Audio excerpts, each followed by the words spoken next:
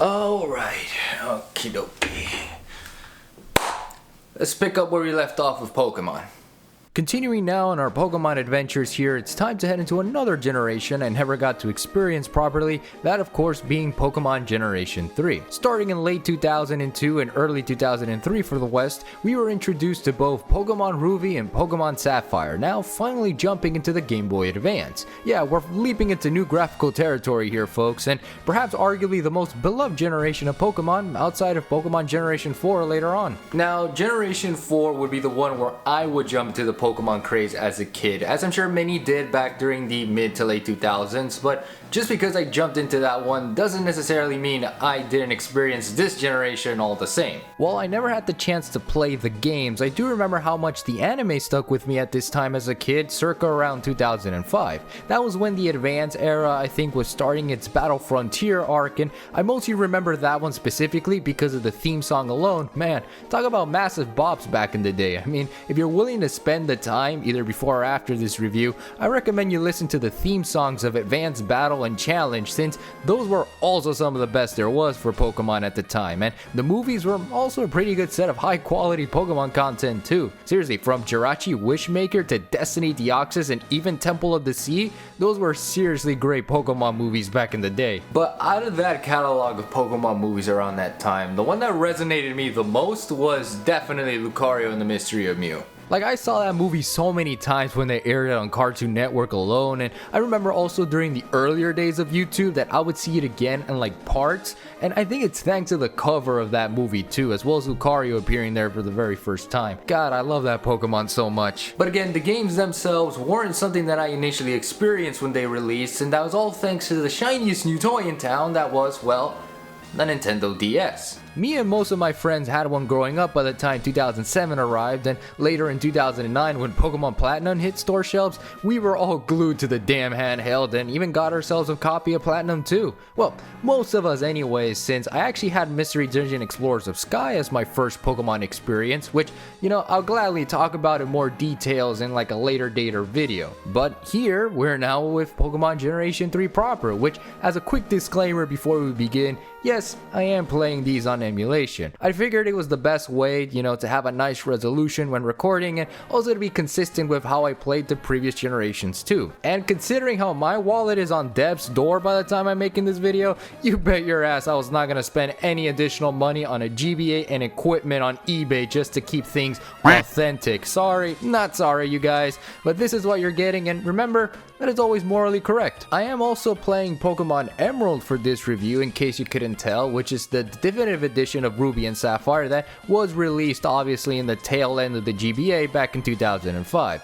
I also figured I'd bite the bullet for this one and avoid any unnecessary comments, since I didn't do this with Generation 2 with Pokemon Crystal, but I am going full throttle on definitive editions now, and honestly, Pokemon Emerald left me with some really great impressions. Graphically, Generation 3 is leaps and bounds compared to its predecessor. Now, on the Game Boy Advance, this means more sprite work design and better animation that, by this point, Pokemon never looked as good as it could have been. Though I do have a soft spot for what Generation 2 managed to do in its heyday on the Game Boy Color, I still think, comparative speaking, Generation 3 does a better job at highlighting the world of Pokemon like never before. Sure, we do have the DS games to cover down the line, and I think those look just as phenomenal. There's something about this generation of Pokemon that gets people, you know? Like, for example, this Geodude doing the Mr. Beast pose. Emerald also has features new to the post-game, like the Battle Frontier, which I won't cover much as we move along with this video, but it is there for additional battling if that's kinda like your thing with these games. And unlike Ruby and Sapphire, who each had their own villainous teams to face, Ruby with Team Magma and Sapphire with Team Aqua, Emerald would just give us both to deal with in terms of their goals of extreme climate change. Yeah, these guys aren't really special outside of the typical evil organization to face for this game, and honestly, if I don't talk too much about them, then you aren't really missing out. But as the definitive edition though, Pokemon Emerald is solid and the go-to experience, I think, for playing the original versions, even today. But then again, one can also argue that could be the case for Omega Ruby and Alpha Sapphire, which are the 3DS remakes of this generation that also released back in 2014. I'm also gonna say this now, but much like the previous generations, I'm not covering these remakes for this review or anytime soon for that matter, especially with how long it took me to cover Generation 2. Yeah, I'm not wasting wasting any more of my time, and certainly none of yours. Anyway, I think now it's time for me to jump into things here and see how things were like with the GBA back in the day, and of course to obviously get my feet wet here with Pokemon Generation 3.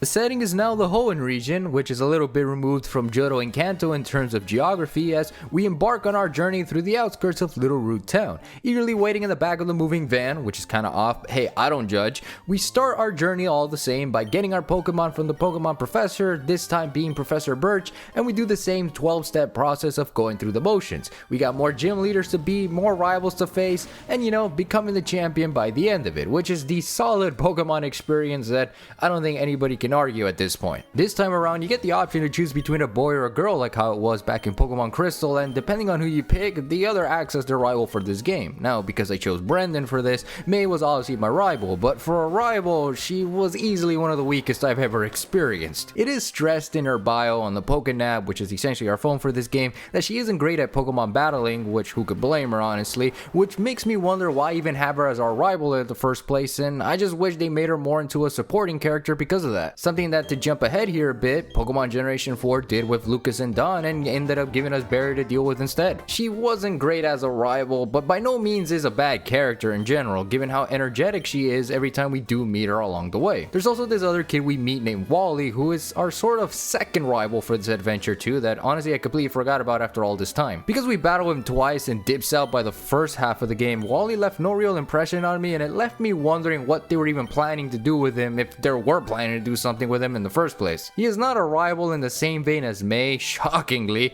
and I wish they could have done something more with him. Maybe have him be the main rival, as he too wants to be a Pokemon trainer, and as we move forward on our journey, he presses onwards to do the same as well. But again, that doesn't end up happening. It's just a random encounter for the sake of padding the game out for a bit, and if that was the case, then that kind of leaves me with a bitter taste. I know he somewhat has a better development in Omega Ruby and Alpha Sapphire, but for his introduction here, it felt like wasted potential. But going back to what I was saying before, we are pretty new to the adventure this time around, as we recently moved into Hoenn and getting used to its surroundings. Where exactly did we move from? The game doesn't tell you, but in the manga tie-in for this generation, the male protagonist Ruby is said to have moved to Hoenn from Goldenrod City in Johto, so that's some neat world building on the manga side at least. While walking around getting familiar with the neighborhood, as one usually does, we see in the distance that our lovely Pokemon Professor forgot the message of avoiding the tall grass, and from here, this is where we step in to help him out and getting our starter Pokemon. Now for this adventure, I went with Mudkip, since in Generation 1 I chose a grass starter, and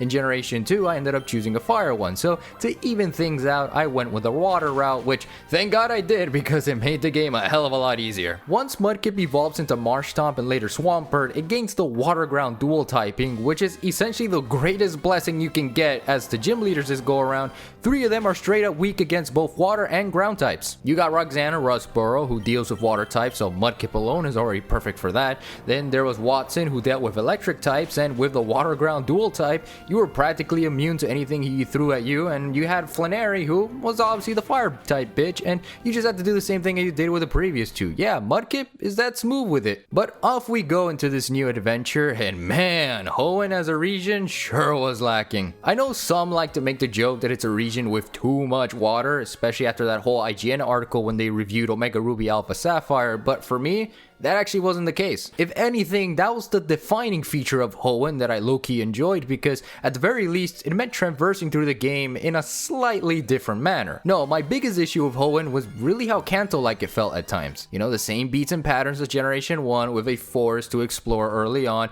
a rock type as your first gym leader to beat, and other landmarks like the Safari Zone and Cycling Road. Hoenn didn't give me anything interesting aside from certain cities and locales. I know in hindsight with future Pokemon games, you know, the Safari Zone and other locales mentioned do end up becoming the standard, and I did enjoy my time exploring through them. It's just that I guess because I recently reviewed Generation 2 and went back to Kanto for that game, the sense of familiarity hit me really hard, and that's why I can't see Hoenn as anything but that, which kinda sucks in the end. And Hoenn is also a weird ass region too. It's like the Florida of Pokemon, to make some sort of absurd absurd comparison. No day and night cycle like in Generation 2, which threw me off a bit because what was the whole point of setting the time and the clock back in our house when it's nothing but everlasting sunshine? Some cities have literal tree houses built for them like 4 Tree City, always loved this place, and shoutouts to his gym leader Winnoa too, absolutely one of my favorites. And others in the middle of freaking nowhere too, like Log Town, is that what it was called? Like, what the hell is this place? Could you even call it a town? It's just a bunch of logs and rafts carelessly placed around. There's no security here whatsoever. How is this kid not being supervised right now? A whole city covered in soot called Sutopolis. I found that name pretty funny.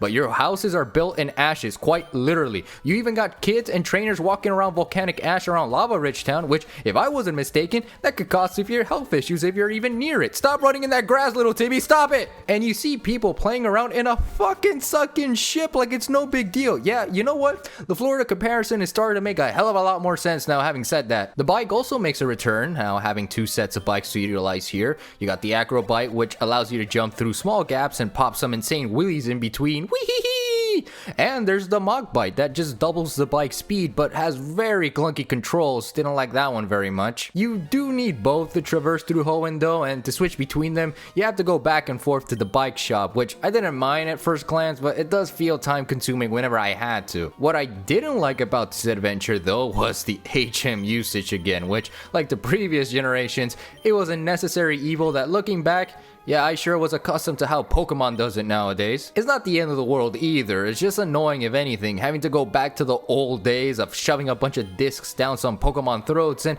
after a while, you know, you kinda get used to dealing with it. But like I said, we're back with 8 HMs, the standards like cut to cut down trees, and fly as our fast travel to other cities and towns. We even got Flash to light up dark cave systems, and Strength to push big boulders out of our way, to even Rock Smash to break down rocks in our path, which for one particular interest, we were able to reunite a couple because of these damn rocks in their way. Wow. Guess we should give HM some slack. They're the real heroes in this Odyssey. But because Hoenn is a water-heavy region, we have 3 water HMs again, which was my biggest gripe here. Surf and Waterfall are back, and instead of Whirlpool, since I guess Game Freak knew no one really cared for it, we now have Dive, which allows us to traverse underwater, allowing for new goodies to collect and routes to explore. The means to use it is when you're near these dark patches of water that will let you go underground, and you can also catch and battle trainers and Pokemon. Now, I didn't mind Dive as the new HM for this, and I like how when using it, it just made something unique for Hoenn that again was something that was lacking in the environmental department. Again, the HM usage wasn't fun, but it was something that I had to get used to again. So make sure to catch those Zigzagoons, Whalmers, and other secondary party members to help make things easier for you in the long run. Much like any Pokemon game, of course, there is an emphasis on the new Pokemon they want to feature here, but for Generation 3, I didn't find much entertainment out of this. Most of the Pokemon roster that trainers had were either Puchienas, Numels, Shroomishes, and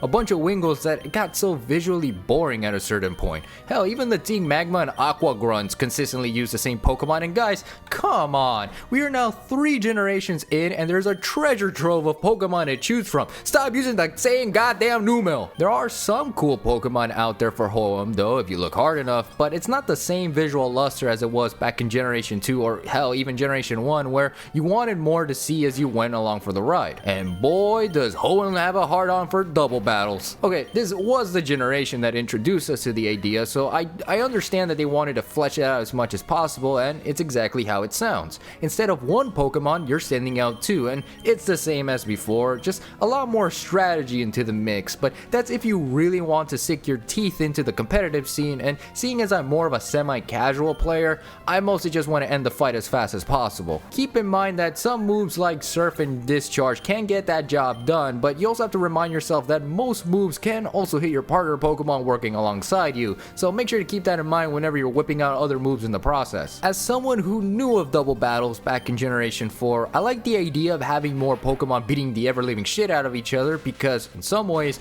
it makes the game faster once you beat them. But because there are 4 of these creatures on screen, it also makes the battle system a lot slower, which means for the time you're gaining to travel, the more you're spending it with these encounters. Now, I don't hate them fun, but it makes the game slow when you have to consider each Pokemon and their moves, as well as the environmental conditions they are in, depending if you're in a location where it's raining as hell or having that Darude sandstorm in the background. Every Pokemon in this generation also has an ability and a nature attached to them, the former being a hidden talent for them to either boost their stats or debuff their opponents, to even downright nullify certain types altogether, like Levitate here, which almost every goddamn coughing and wheezing have. And with natures, well, unless you're in the competitive scene, these don't really matter as much in the main adventure. What they do is give additional stats to a certain category of a Pokemon's overall stats, giving them a sort of specialization over that stat specifically, kind of like a weird college degree they get because of how they were born. I don't know. For example, if a Pokemon has a relaxed nature, its defense is higher but it is slow as shit, and if a Pokemon has an adamant nature, it boosts its attack but not its special attack. Listen, there are charts that dedicate themselves to this system, but it does make you wonder about the possibility of it completely changing the dynamic of the battle system entirely, or at the very least in the later games. Not only do you have to worry about type weaknesses and abilities, but now you have to figure out what else they're packing under all that heat and the best ways to approach them. And if you want the best there is, then go for it. And let me just say, I am super glad that I didn't take this shit seriously. I understand learning how to play competitively, but to beat around the bush and go after a specific Pokemon just to then see if it has the stats I need and then have it go to town on other Pokemon just to give you more of the same is just too damn tiring, man. Like, it's there for those that love that sort of thing in their Pokemon games, but it's not a necessity when you just want to play the game as is. For the main adventure here, my party sure as hell fluctuated because I didn't know what exactly I wanted my team to consist of during my first time playing. Besides my water starter, I had a nice variety of Pokemon that, I think solidified the experience and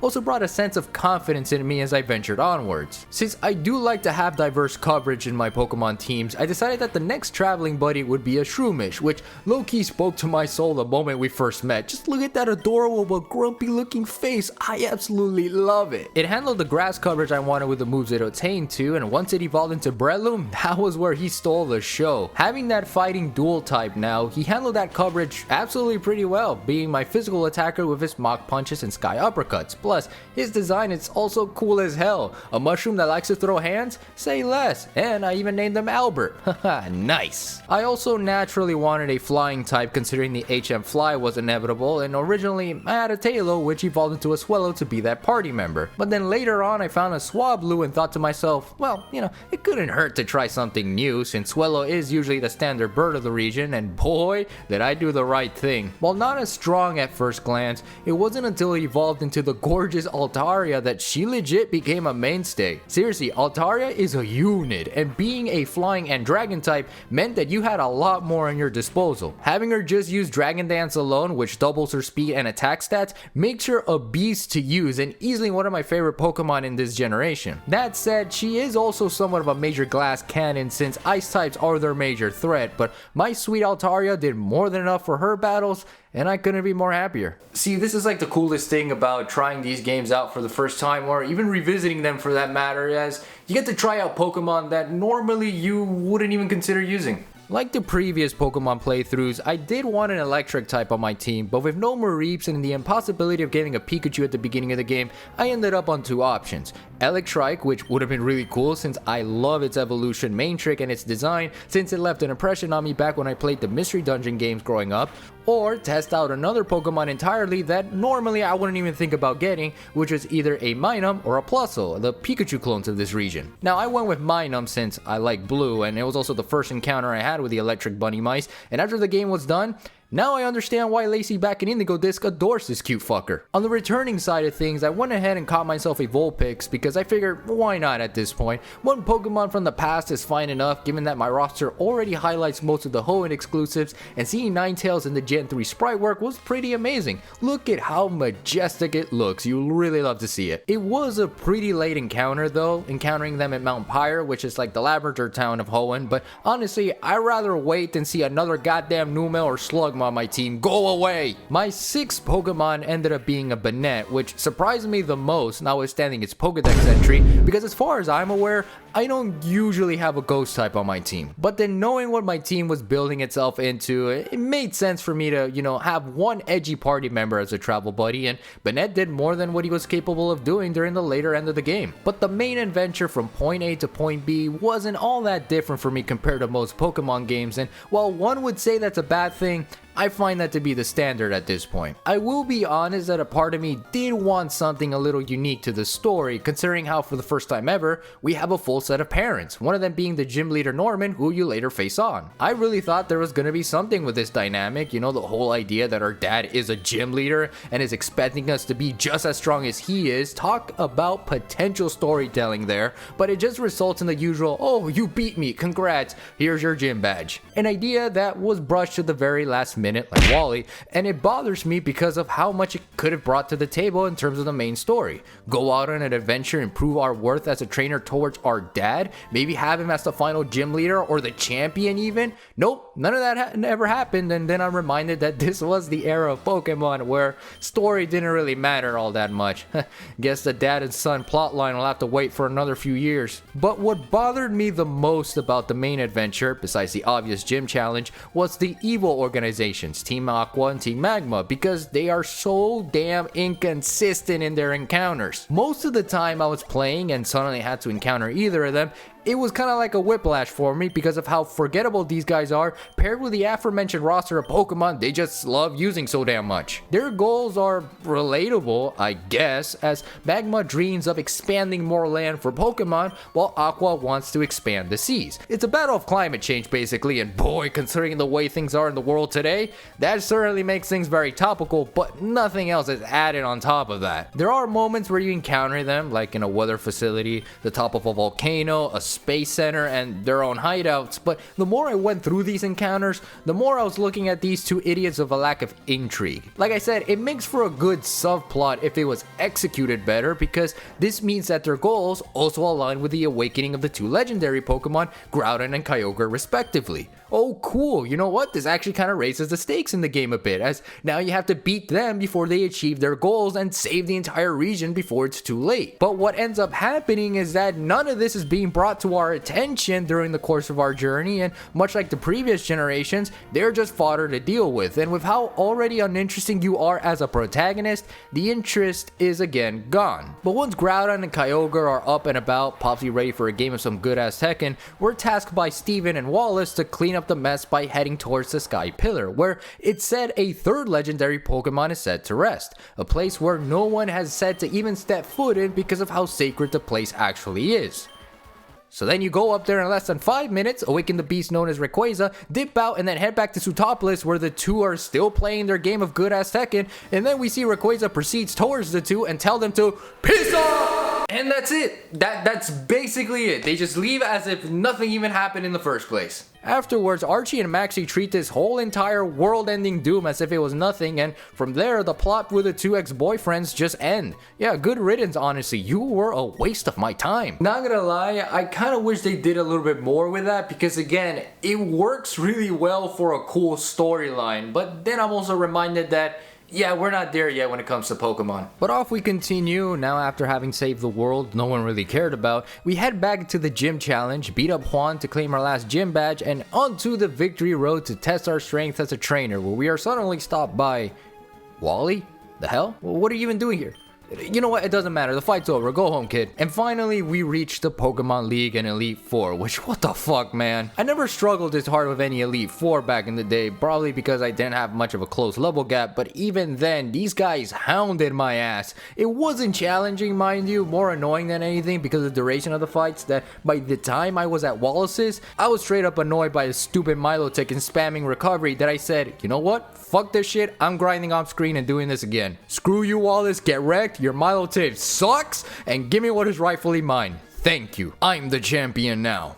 And that right there is the main adventure of Pokemon Generation 3. I went ahead and tried out the additional stuff in post-game since I figured why not continue with this game a little bit more, mainly because Wallace left me in a very bittersweet mood, and so I did just that. There was the Battle Frontier as I mentioned earlier, which was more Pokemon battles and badges to collect from these Frontier Brains, which I went ahead and battled 2 of them before dipping out afterwards. It's not bad, in fact I think it's something fun to do as post-game content and adds merit to the battling components this game enhanced in the end. But the battle fatigue sure got to me, and after exploring a little bit I thought, you know what, why not send my mushroom martial artist to a beauty pageant to pass the time. And the legendary encounters, man, these sucked. I'm sorry, they were nothing but a long game with how much they spammed rest and other moves at you that I was honestly growing tired of it. I did catch Groudon and Kyogre after being numb to their BS, but by the time I met with Rayquaza, things were slightly easier and he somehow gave me a better time. Well, I guess since he noticed I had enslaved 2 legendary beasts and are stuck in a PC box forever, he thought, might as well join them so they don't screw things up from there. Generation 3 also introduced us to the Regis, another legendary trio that thank God they weren't roaming legendaries, but the means to find them though is rather, cryptic for a lack of a better word. In order to find them, you have to have a Wailord and a Relicanth on your team in a specific order, as well as a Pokemon that knows the move Dig, which means either shoving the TM to a Pokemon who can learn it, or catching one that does so naturally. And seeing how tired I was getting at this point in the game, I shoved it straight into my Linoone and called it a day. From there, you find this hidden cave that requires you to read Braille to locate the hidden Regis, and I'm sorry, Braille? You know you're supposed to feel this with your fingers in order to read it, right? How the hell am I supposed to read this on a screen? Look, I don't know, and don't even ask. Anyways, once you do read the Braille, somehow, you find the locations of the Regis and do more cryptic puzzle solving shit to then proceed to catch them. It was so bizarre because I don't remember any other Pokemon game having done something like this, that how did kids know what they were supposed to do back in 2005? Like seriously, I need to know. Share your experiences in the comment section down below. But you know what? I guess in some ways, especially for my first time playing this game, it brings a charm that no other Pokemon game has delivered. It felt like I was on the verge of discovering something truly hidden within the game, and once I unraveled its mysteries was where I reaped its rewards. Still use a guide in the end though, because I got shit to do, but hey, now I know how to read Braille, so that's a bonus I guess. I would be remiss not to mention the secret Steven boss fight you get to encounter in this game too. It's basically like the red fight from Generation 2 with higher Pokemon level gaps to cross, and what a gap to cross if you don't take the time to grind before battling. But the fight itself wasn't as bad, especially since my Pokemon level gap wasn't that far off, and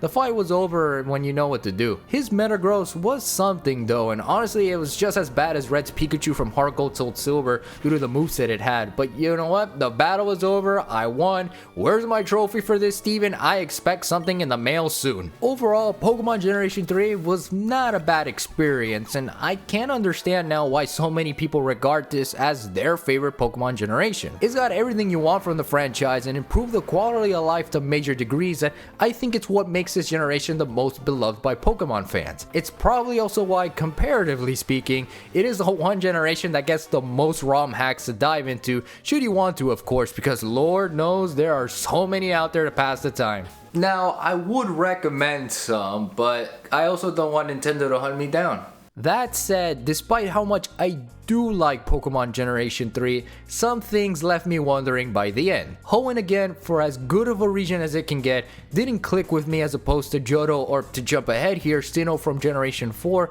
because of its layout and lack of attention to uniqueness, which to be fair, I don't think they wanted that to be the focus either. If anything, it was mostly to improve on the battling mechanics and revamping them to stand out a bit more, redefining certain elements from the previous games and making them stand out a bit more. That, and again, the additional content on top of that adds to that, but in the end, it can feel a bit bloated for your first time experience. I will say that if you do want to head into this generation of Pokemon, then honestly just head into the 3DS and play Omega Ruby and Alpha Sapphire, which I think would be the better suited Hoenn experience given how much they added based on the Gen 6 mechanics. Again, that is a remake to cover for another time, but I wanted to finish my thoughts about Generation 3 by simply highlighting that point. And with that, we're now done with Pokemon Generation 3, but it's not done yet, because the next time we do jump into the Pokemon franchise, it'll be with my favorite generation of all time, Pokemon Generation 4. So yeah, buckle up when that one comes next. Hope you guys enjoyed this one. See you with that next one very soon. Stay safe and sexy out there. Love you all to 120 as always,